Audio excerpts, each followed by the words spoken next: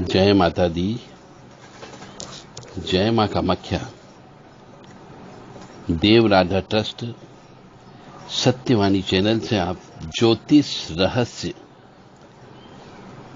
के रहस्यमय ज्ञान को सुन रहे हैं। नियम के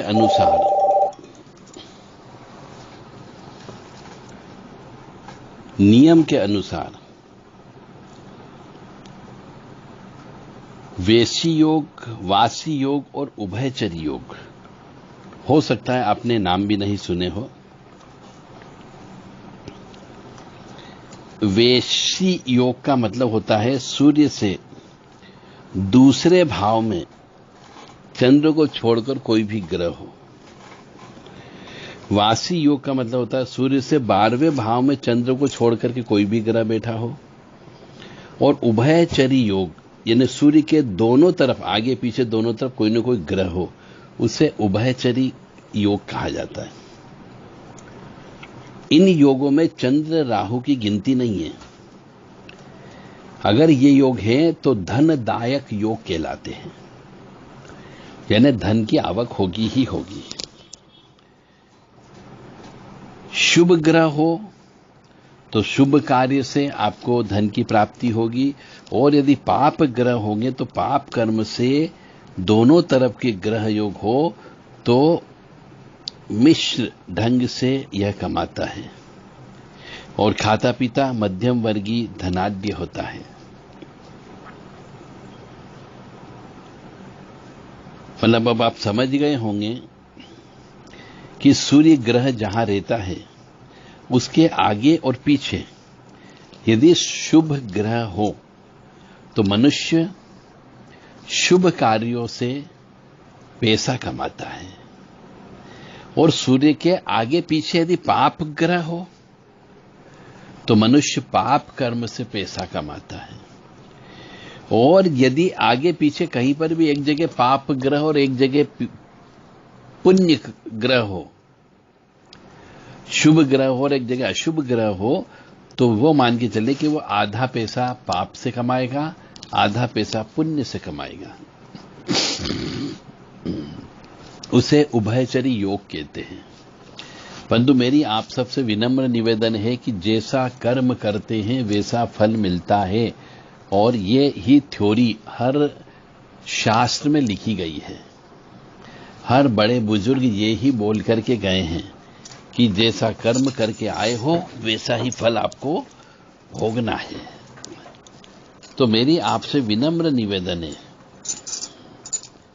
क्या निवेदन है, कि पाप कर्म से पैसा मत कमाना, क्योंकि पाप कर्मों से पैसा कमाओगे तो जो उस पैसे का भोग करेगा उसको भी कष्ट होगा, और आपने यदि पाप कर्म से कमाए तो उसका फल तो पूरा पूरा आपको भोगना ही भोगना है। तो इस बात को सभी ज्योतिषाचार्य समझ लें कि उभयचरी योग होता है। इस उभयचरी योग के बारे में हमने आपको बताने का पूरा पूरा प्रयास किया है। दूसरा होता है भास्कर योग।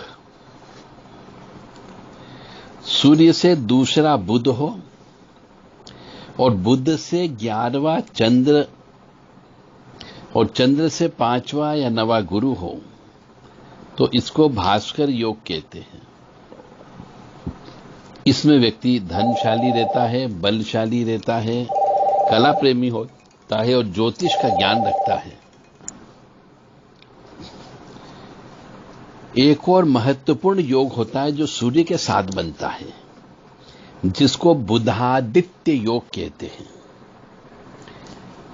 सूर्य बुध एक साथ यदि कहीं पर भी बैठ जाए तो उसे बुधादित्य योग कहा जाता है। यह योग व्यक्ति को बुद्धिमान बनाता है, चतुर बनाता है और प्रसिद्धि भी देता है। जैसे बहुत से अध्यापक होते हैं, बैंक अधिकारी होते हैं, लेखा अकाउंटेंट होते हैं, एडवोकेट होते हैं, ये बुधादित्य योग वाले व्यक्तियों में अक्सर पाए जाते हैं। यानी बुधादित्य योग का मतलब आप समझ जाइए, वह व्यक्ति सक्सेस होता है। बस तो यह सूर्य के साथ बुध कहीं पर भी बैठ जाए तो बुधादित्य योग बनता है। तो आप अपने जीवन में ऐसे कर्म करो जिससे बुधादित्य योग में आपका जन्म हो। एक और सूर्य के साथ जो योग बनता है उसे बोलते हैं राज राजेश्वर योग। मीन का सूर्य हो, चंद्र कर्क में हो तो यह प्रबल राजयोग कहलाता है। ऐसा व्यक्ति ऐश्वर्य वाला होता है, वो राज से भी होता है, इसलिए उसे राज राजेश्वर योग कहते हैं। यानी मीन का सूर्य चंद्र कर्क में लग्नस्थ हो तो यह प्रबल राजयोग कहलाता है। और अब आते हैं सूर्य के साथ में राजभंग योग भी होता है। यानी कि तुला का सूर्य हो, 10 अंश तक सूर्य हो तो ऐसा मनुष्य दुखी और दरिद्री होता है। ये सब सूर्य के बारे में बताया जा रहा है आज आपको। तो अपनी अपनी पत्रिका उठा के देख लो, और हो तो फिर उसका प्रायश्चित कर्म करो, और अच्छा हो तो और पुण्य करो। मेरा बताने का उद्देश्य केवल इतना सा है कि आप कोई ज्ञान हो सकता है कहीं पर मिले न मिले, आप किसी से प्राप्त न कर सके, और जो थोड़ा बहुत भी यदि आप धर्म कर्म में विश्वास रखते हैं तो मुझे उम्मीद है कि आप अपने भाग्य को और कर्मों को बदल सकते हो।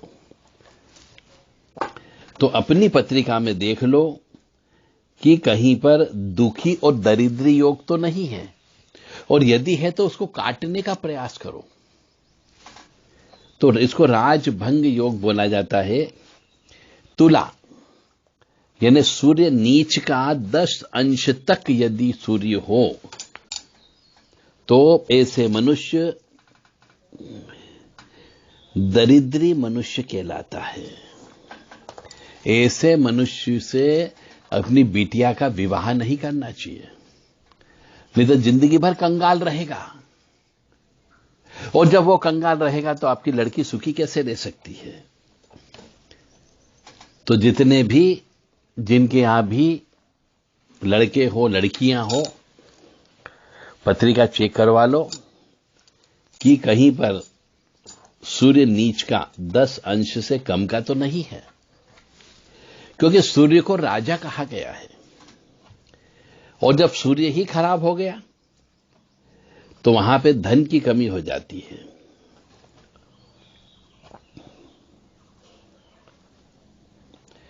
और एक और उन्माद योग कहलाता है। उन्माद का मतलब होता है मानसिक स्थिति खराब होना, भयंकर क्रोधित होना। तो लग्न में यदि सूर्य बैठा हो और 7वें में मंगल बैठा हो, यानी सूर्य भी आग है मंगल भी आग है, दोनों यदि आग आमने सामने बैठ जाए तो ऐसा व्यक्ति उन्मादी होता है, भयंकर क्रोधित होता है, शराबी हो सकता है, नशेबाज हो सकता है। और ऐसे व्यक्ति से भी लड़की का विवाह नहीं करना चाहिए। मैं सिर्फ परिवार को बचाने की बात कर रहा हूं। अब जिसके भाग्य में जो लिखा है वो तो होगा ही होगा, परंतु मेरा ऐसा मानना कि यदि आप थोड़ा बहुत भी ज्ञान रख लें या समझ लें तो आप अपने बच्चों को कष्टों से कम, मतलब कष्टों से बचा सकते हो, काफी कुछ हद तक बचा सकते हो। परंतु हमारी आवाज आप तक पहुंचेगी कैसे? तो जो जो मेरी इस आवाज को सुन रहे हैं अपने सभी पहचान वालों को अवश्य भेजो। ठीक है, वो आपको यदि पागल बोले तो बोलने दो। आप धर्म का काम कर रहे हो, किसी की जिंदगी बचा रहे हो। 2 परिवारों में जो क्लेश होने वाला है, उन 2 व्यक्तियों की वजह से जो 10 व्यक्ति परेशान होने वाले हैं, कोर्ट कचहरी होने वाली है, पुलिस केस होने वाले, इन सबसे बच सकते हो। पैसे की भी बचत होगी, समय की भी बचत होगी, और सुख शांति से भी रहोगे। तो लग्न में सूर्य हो और 7वें में मंगल हो, चाहे कोई सा भी लग्न हो, तो ऐसा व्यक्ति उन्मादी होता है, भयंकर नशेबाज होता है। ऐसे से विवाह नहीं करना चाहिए। और ऐसे व्यक्ति के ऊपर ऊपरी बाधा, तंत्र बाधा, काला जादू भी होता है। अब भाई के नाश का योग होता है। 5वें भाव में कुंभ का सूर्य हो तो बड़े भाई का नाश होता है। अब ये एक बड़े भाई को देख लेना चाहिए कि मेरा जो छोटा भाई पैदा हुआ है उसके 5वें भाव में कुंभ राशि तो नहीं है, यानी कुंभ का सूर्य तो नहीं है, नहीं तो छोटे भाई की वजह से बड़े भाई की मृत्यु होना लिखी है। उसका वो इलाज कर सकता है, इसका प्रायश्चित कर्म करवा सकता है, दान धर्म करवा सकता है और बचा जा सकता है।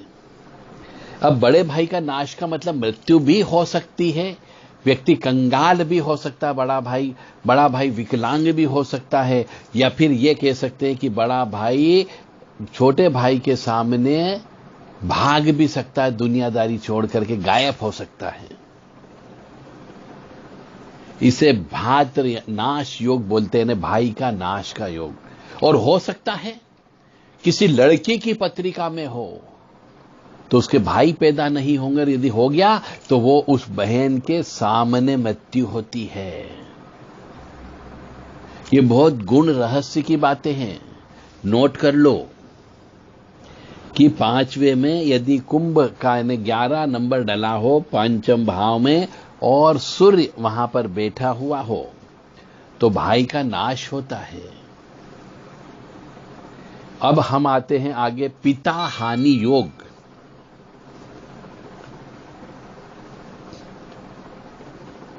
यानी सूर्य शुक्र दोनों मिलकर के शनि को पूर्ण दृष्टि से देखता है 3रे भाव में, यानी 3रे भाव में सूर्य स्वग्रही हो, यानी कि सिंह राशि का हो।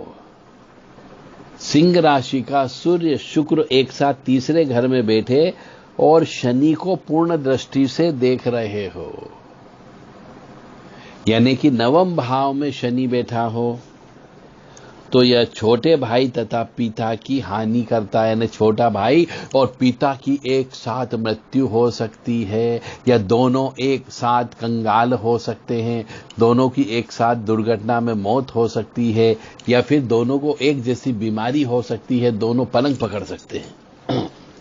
तो इसे बोलते हैं पिता हानि का योग। तो ये बहुत गुण रहस्य की बात है, आप सब नोट कर लें कि सूर्य से ये ऐसे ग्रह उत्पन्न होते हैं और जल से मृत्यु का योग भी होता है सूर्य की वजह से।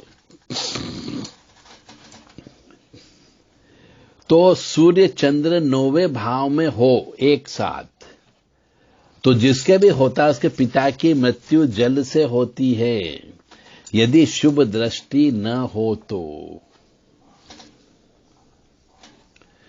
पिता की मृत्यु जल से होने की संभावना होती है।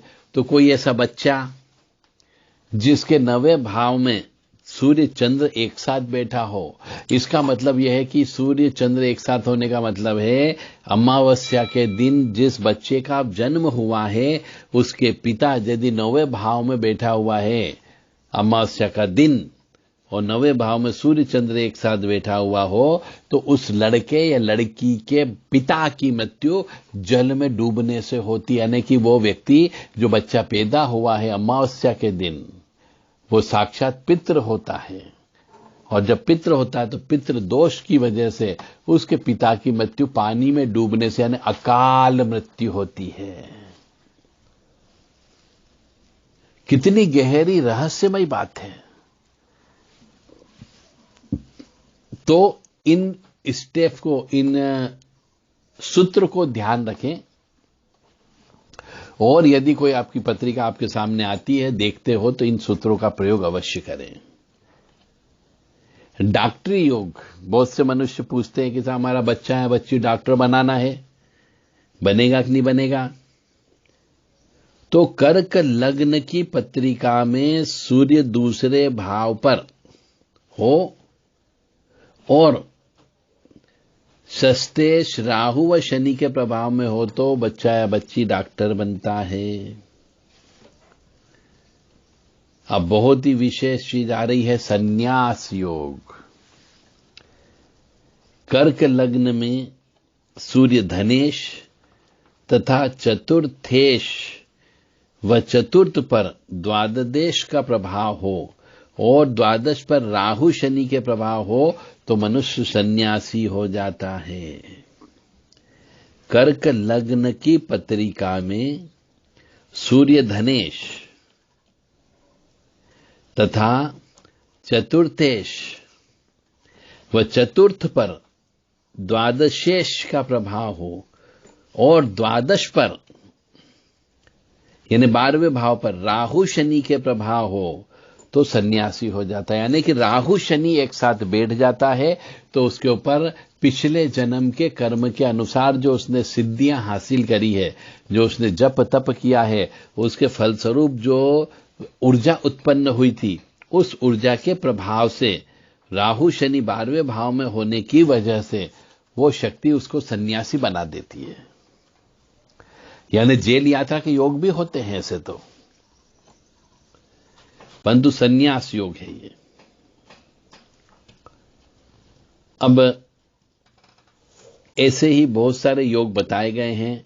सुंदर भवन कब बनता है, चोट कब लगती है, तेजस्वी योग कब होता है, श्रेष्ठ संपर्क योग कब होता है, राजा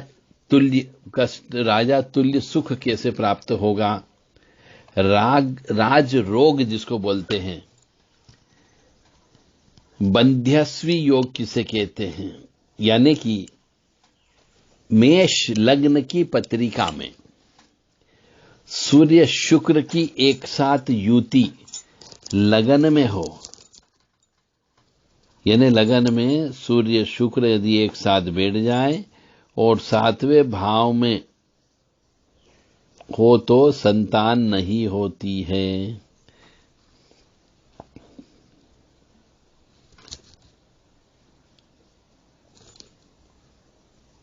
बहुपुत्र योग मेष लग्न में बलि सूर्य पर गुरु की दृष्टि हो तो एक से अधिक पुत्र उत्पन्न होते हैं। प्रभावशाली योग होता है मेष का, उच्च का सूर्य 10वें भाव में हो और शुभ ग्रहों से देखा जाता हो तो उसे प्रभावशाली योग कहा जाता है।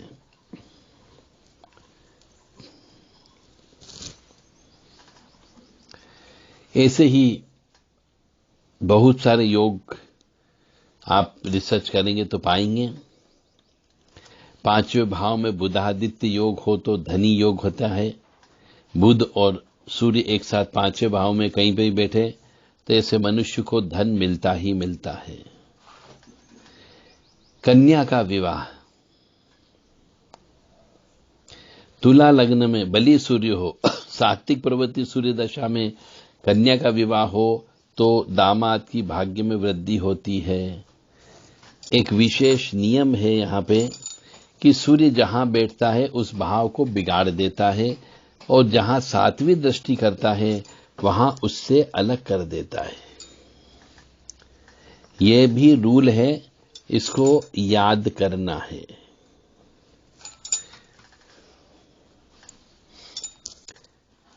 सूर्य का जो रत्न होता है वो माणिक्य होता है और माणिक को हमेशा सोना या तांबे में ही पहनना चाहिए। जय माता दी, जय मां कामाख्या।